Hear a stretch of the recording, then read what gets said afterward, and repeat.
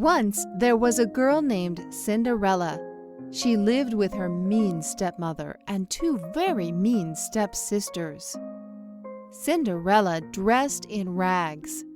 She worked all day long. She scrubbed the floors, cooked the meals, and washed the clothes. The others wore fancy gowns and didn't do any work.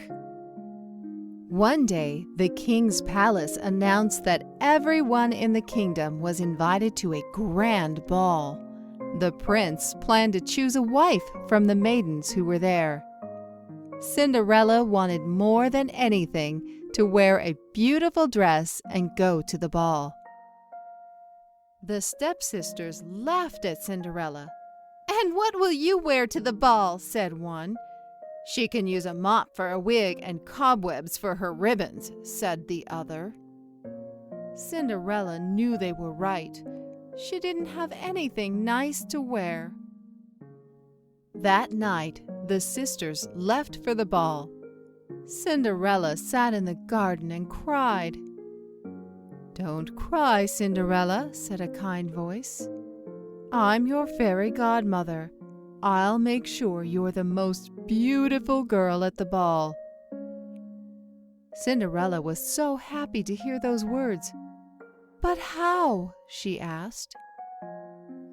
The fairy godmother told Cinderella to get 3 things: the mice from the traps in the attic, the rat from the trap in the hall, and a big pumpkin from the field. Cinderella quickly collected everything her fairy godmother asked for. The fairy godmother waved her wand. Suddenly, the 6 mice turned into strong white stallions with bridles made of rubies and emeralds. The rat became a gallant coachman. The pumpkin turned into a shining coach that sparkled brighter than the stars. Then the fairy godmother touched her wand to Cinderella's clothing.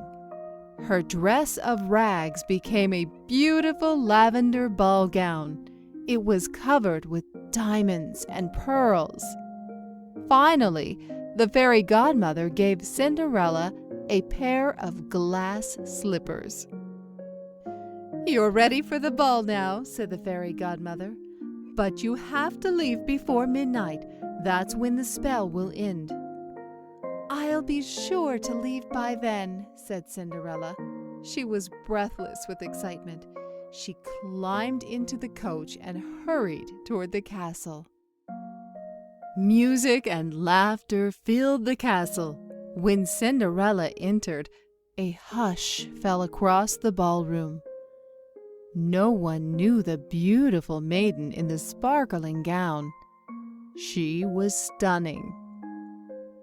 The prince walked over to Cinderella and held out his hand. For the rest of the night, the two danced and talked and fell in love. Finally, the clock struck midnight. "Oh, I must go!" Cinderella cried. She ran down the stairs and climbed into the coach. As she rushed away, she left one of her glass slippers behind on the ground. The prince picked up the slipper and watched as the coach drove out of sight. The next morning, the prince was troubled.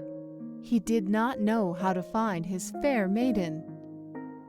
"I do not know her name," said the prince, "but I have her slipper." He sent his squire to find the girl whose foot fit into the tiny glass shoe. The squire went from house to house. He finally knocked on Cinderella's door. The first stepsister shoved her foot into the slipper. It wouldn't fit. The second sister squeezed hard. Her foot was too big. "May I try?" asked Cinderella. The sisters laughed, but the squire nodded. Every maiden was to try on the special shoe. Cinderella sat before the squire. She slipped her foot into the glass slipper. It was a perfect fit. She pulled the second slipper out of her apron pocket. The two sisters stared. The squire smiled. He had found the prince's true love. The entire kingdom celebrated the news. Soon Cinderella and the prince were married. Cinderella never again wore rags or scrubbed floors. She lived happily ever after.